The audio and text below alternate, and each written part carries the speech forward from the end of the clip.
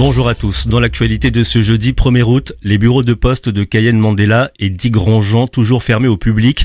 Depuis l'agression d'une chargée de clientèle le 22 juillet dernier à la poste Mandela, certains agents de ces deux bureaux ont fait valoir leur droit de retrait pour danger grave et imminent et se sont mis en arrêt maladie.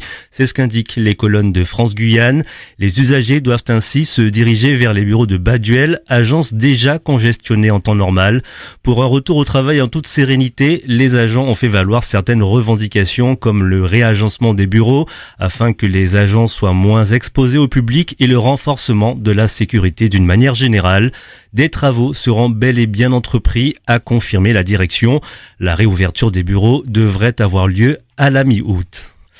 Comme chaque début de mois, on fait le point sur les prix des produits pétroliers. Mauvaise nouvelle pour les automobilistes en ce 1er août, car tout augmente. Le samplon frôle à nouveau la barre symbolique des 2 € et atteint les 1,98 € le litre, soit une augmentation de 3 centimes par rapport au prix du mois de juillet. Hausse également de 4 centimes du gazole qui s'affiche ce matin à la pompe à 1,83 € le litre. Et puis enfin, la bouteille de gaz augmente aussi de 72 centimes et passe à 22,98 €. Les outrages sexistes et sexuels ont encore augmenté l'an dernier en France. Malgré une hausse plus modérée que les années précédentes, ils ont tout de même augmenté de 19% l'an dernier. 3400 de ces outrages ont été enregistrés par la police et la gendarmerie. C'est ce que révèle une étude publiée hier par le service statistique ministériel de la sécurité intérieure.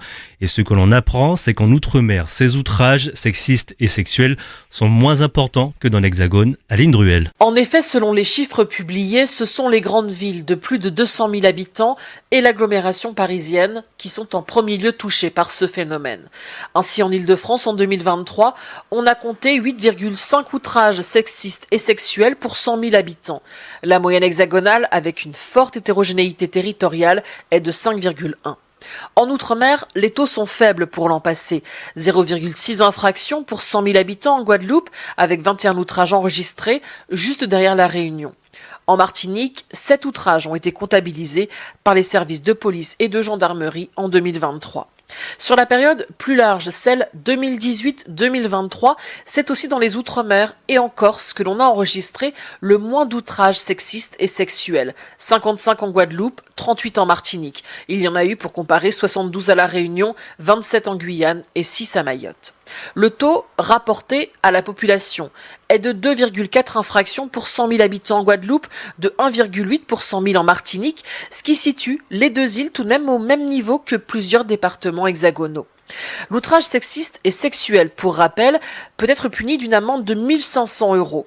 Depuis avril 2023, s'il est aggravé, visant une personne vulnérable ou commis dans les transports publics par exemple, il est considéré comme un délit et passible d'une amende de 3 750 € assortie de peines complémentaires. Les victimes, encore peu nombreuses à se signaler, doivent immédiatement contacter les services de police ou de gendarmerie. Les précisions d'Aline Druel, des outrages en Outre-mer sûrement peu signalés dans ces territoires ultramarins. La gendarmerie fait le point après les opérations de sécurisation du festival Waissila à Matoury. Le week-end dernier, à l'occasion de la 3e édition du Waissila Festival organisé par l'association Why Not au stade municipal de Matoury Daniel Sinaï, près d'une 50aine de gendarmes ont été mobilisés pour garantir le bon déroulement de cet événement.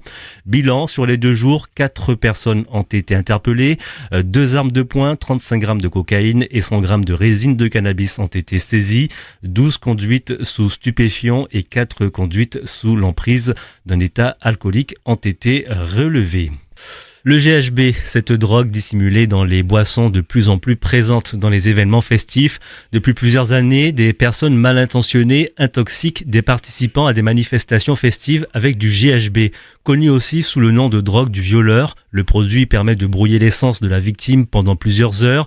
Les auteurs en profitent parfois pour agresser sexuellement leur proie ou pour les dépouiller de leurs effets personnels. En Martinique, plusieurs témoignages font état de cas qui auraient été identifiés à la Mercury Beach qui s'est tenue samedi sur la plage de Grand-Anse au Anse d'Arlé. Environ 12 000 personnes ont participé à l'événement et certains participants se sont retrouvés pris en charge par leurs amis ou carrément par le poste de secours. Pour certains, des analyses auraient confirmé la présence de la drogue dans leur sang. Reportage de Matteo Pasto de RCI Martinique. Je me souviens pas d'être montée sur un bateau, j'ai passé au moins 6 coups de fil. Et toutes ces personnes-là m'ont dit elles m'ont parlé, qu'on a discuté à la Mercury, je ne me souviens de rien. Plus aucun souvenir pendant plusieurs heures. Pour Alison, 19 ans, c'est le trou noir. Jusqu'à qu'elle reprenne connaissance. Je me réveille avec la secouriste à côté de moi qui mettait des glaçons sur ma tête, m'aspergeait d'eau le visage. Je commence à essayer de discuter avec ma meilleure amie, mais je n'arrive pas à parler, je n'arrive pas à m'exprimer, j'ai beaucoup de mal. Je demande à ce qu'on appelle mes parents. Je comprenais rien, j'étais désorientée. Et j'étais au téléphone avec ma maman et ma maman ne comprenait rien. Je racontais n'importe quoi. À l'autre bout du fil, Ariane, sa mère, reçoit cet appel complètement désemparée. Elle m'a parlé de choses qui ne veulent rien dire, qu'elle va se coucher sur un banc, qu'elle m'aime. Elle s'est même disputée, elle a commencé à crier. Je me suis dit, est-ce qu'elle a fumé ou est-ce qu'elle a bu quelque chose? Parce que ma fille était méconnaissable. Une fois à la maison, Ariane pense que sa fille a consommé de l'alcool à outrance. Malgré les explications d'Alison, elle décide de la punir. J'étais très déçue, très énervée. Tout s'est éclairci hier soir. Oui, suite à un reportage qu'on a fait à la télé qui disait que le GHB a circulé à la Mercury et qu'il y a eu un témoignage d'un garçon. Le garçon explique et Alison et moi se rendent compte que ce sont les symptômes qu'Alison avait. Les organisateurs, eux, affirment avoir tout mis en place pour sensibiliser les festivaliers à ce type de risque. Gilles Vanajou, l'organisateur de la Mercury Beach. Nous avons communiqué pendant quasiment 2 mois pour envoyer des messages de prévention, demander aux gens de faire attention. Et aujourd'hui, malheureusement, on n'est pas responsable de ce genre de dérive. Si aujourd'hui, les gens qui viennent sur des bateaux ne maîtrisent pas leur environnement et ne savent pas avec qui ils sont et que ce genre de personnes rajoutent des produits illicites dans leurs boissons, nous, organisateurs, on n'y est pour rien et on ne peut pas malheureusement contrôler ce genre de dérive. Cette affaire confirme une nouvelle fois que la drogue du violeur circule bel et bien dans les lieux de fête martiniquais. Si en soirée, vous pensez avoir été drogué, rapprochez-vous du staff ou contactez les secours, mais surtout, ne restez pas seul. Voilà la réaction d'Alison, cette jeune participante du festival La Mercury Beach en Martinique, mais également la réaction des organisateurs recueillis par Matteo Pasto de RCI Martinique. À Cayenne, d'importantes saisies de stupéfiants réalisées dans un squat. Hier, les policiers de la compagnie départementale d'intervention et l'unité canine ont mené une opération au sein du squat en Pigny. Avec Rafale, le chien spécialisé dans la recherche de produits stupéfiants, les policiers ont pu mettre la main sur 410 grammes de résine de cannabis, 105 grammes de cocaïne, d'une valeur totale de 11 500 €. Les stupéfiants ont été saisis puis transférés aux services compétents pour enquête et destruction. Et puis au Venezuela, Nicolás Maduro ne lâche pas le pouvoir. L'opposition appelle le pays à se mobiliser 5 jours après la réélection contestée du président Maduro. L'opposition appelle pour la première fois le Venezuela à se mobiliser alors que le régime refuse toujours de publier le décompte des voix. La situation se durcit. Un bilan qui atteint déjà 16 morts ce jeudi, des centaines de blessés et près de 1000 interpellations. L'opposition dénonce l'escalade répressive du régime de Caracas. Le chef de l'Organisation des États américains va même demander à la Cour pénale internationale d'inculper Nicolás Maduro pour bain de sang.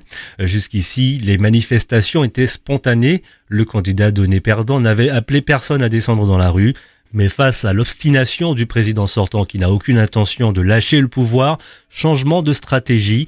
Maria Corina Machado, la charismatique chef de l'opposition qui n'a pas pu se présenter à l'élection, mais qui reste aux commandes, a lancé ce jeudi un ordre de mobilisation générale. On ouvre notre page consacrée au sport et aux JO de Paris. Des adolescents guyanais sont allés voir du tennis de table aux Jeux Olympiques. 10 jeunes licenciés au club de roller de Mirza à Cayenne ont pu découvrir certains sports dans la capitale.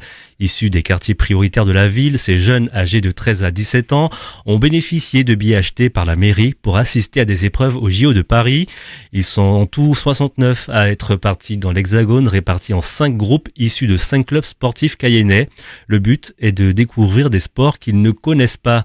Étienne Cornec a accompagné un groupe reportage à Paris.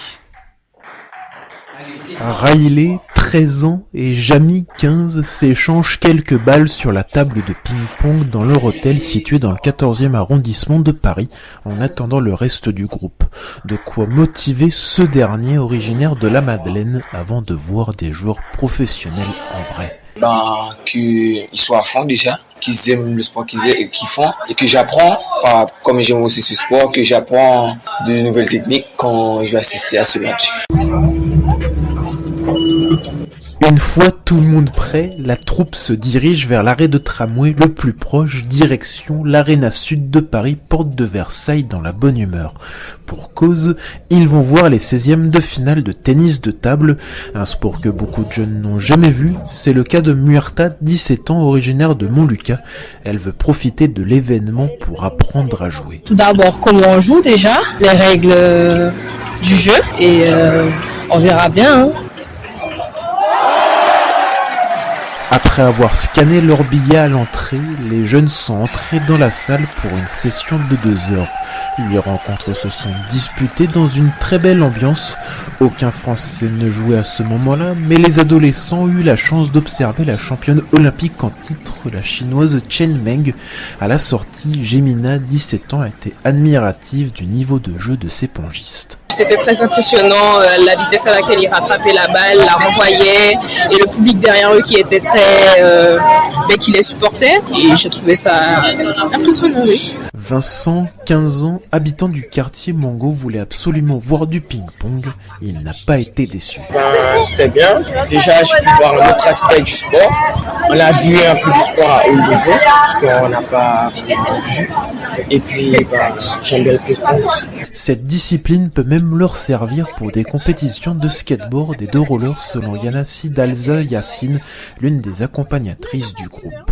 Je pense que dans tous les sports, c'est vraiment le travail qui paie. Donc de voir les joueurs arriver à ce niveau olympique, c'est vraiment un plus pour eux de se motiver et de se dire qu'ils peuvent y arriver et que c'est en travaillant qu'on obtient des médailles. Une expérience enrichissante pour Kélicia Baird, accompagnatrice et référente en centre social. Le plus important pour nous, c'était de voir le sport urbain. Ça leur apportait un plus pour connaître le tennis de table, puisqu'il y a ceux qui n'ont pas l'habitude de regarder. Ils étaient passionnés, ils ont découvert un nouveau monde, un nouveau jeu, donc voilà.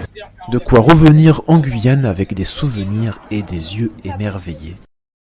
Un reportage signé Étienne Cornec. Et puis on revient en Guyane, une piscine au milieu de la cour de récréation à l'école Samuel Chambaud. Tous les jours jusqu'à la fin du mois d'août, vos enfants peuvent pratiquer la natation gratuitement, accompagnés de maîtres nageurs et d'encadrants qualifiés de l'association Ma Guyane Nage. C'est donc la natation qui va vers les jeunes des quartiers avec l'installation de piscines par l'association.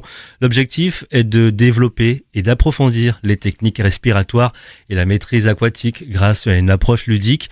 Prévenir les noyades en Guyane est l'initiative première de l'association Ma Guyane Nage. C'est ce que nous explique le maître nageur Émeric Portejoie. Le but numéro 1, ça va être surtout d'apprendre justement à nager parce que on n'est pas sur de l'apprentissage ensuite. Une fois que l'enfant sait nager, on le laisse aller en direction des clubs pour s'il souhaite justement en apprendre un peu plus. Là, nous vraiment, l'objectif numéro 1, ça va être que l'enfant sache sortir de l'eau tout seul pour justement pouvoir se secourir lui-même, ne pas avoir l'aide des parents. Enfin voilà, s'il tombe tout seul dans l'eau, il faut qu'il puisse se relever, ressortir tout seul. C'est ça le but numéro 1. Après, effectivement, on a de tous les niveaux. On a des niveaux d'enfants qui savent pas du tout nager, donc on y va petit à petit. Et ce qui est très intéressant aussi, c'est de voir qu'en 1 heure, l'enfant peut passer d'avoir très très peur de l'eau à mettre complètement la tête sous l'eau. Donc voilà, c'est une satisfaction personnelle aussi parce que l'enfant apprend très vite. Il n'y a jamais eu vraiment de soucis parce que tout le monde est vraiment motivé, ils sont contents qu'on soit là. En plus, c'est des cours qui sont gratuits. Et on délivre aussi justement à chaque fois, au bout de 7 ou 8 séances, c'est d'un petit diplôme en fonction du niveau atteint avec des paliers qui sont toujours intéressants et les enfants sont très contents aussi. Voilà. De nombreux nageurs participent à l'opération, certains sont plus expérimentés que d'autres qui sont débutants et une chose est sûre, c'est qu'ils ont appris les bases de la natation et ils s'en réjouissent comme nous l'explique Rose, apprentie nageuse. Ce que j'aime c'est que on nous apprend à nager déjà et on s'entraîne aussi. Peut-être que s'il y a quelqu'un qui passe en CM2, en 6e, eh ben, il va refaire de la piscine. Au moins, il sait que là, peut-être qu'il y a des gens, quand ils vont à la piscine, ils ont peur. Mais cette fois, ils vont affronter leur peur parce qu'ils savent que grâce à Ma Guyane Nage, ils ont appris à nager. En Guyane, on va dire qu'on est en haut, on est tout près des côtes et il peut arriver n'importe quoi, une vague. Et c'est pour ça qu'il est important d'apprendre à nager aussi. Et on peut aussi, par exemple, se perdre en mer. c'est important. Déjà, il faut savoir rester droit et ne pas paniquer quand on arrive dans l'eau et respirer. Essayer de faire le plus de bulles dans l'eau, comme ça va nous empêcher de à chaque fois monter la tête, ça va nous déconcentrer. Des réactions recueillies par Lynn Lébertier et puis Rose, et comme les autres apprentis nageurs, peut-être seront des futurs Léon Marchand. Et puis à Paris, la sprinteuse courroucienne Jemima Joseph fera son entrée demain au JO avec le début des séries du 100 mètres féminin. Ce sera à 6h50, heure de Guyane, que vous pourrez suivre sur les antennes et réseaux de Radio Pays. Voilà pour l'essentiel de l'actualité sur votre radio. L'info continue sur le site internet et les réseaux sociaux de Radio Pays.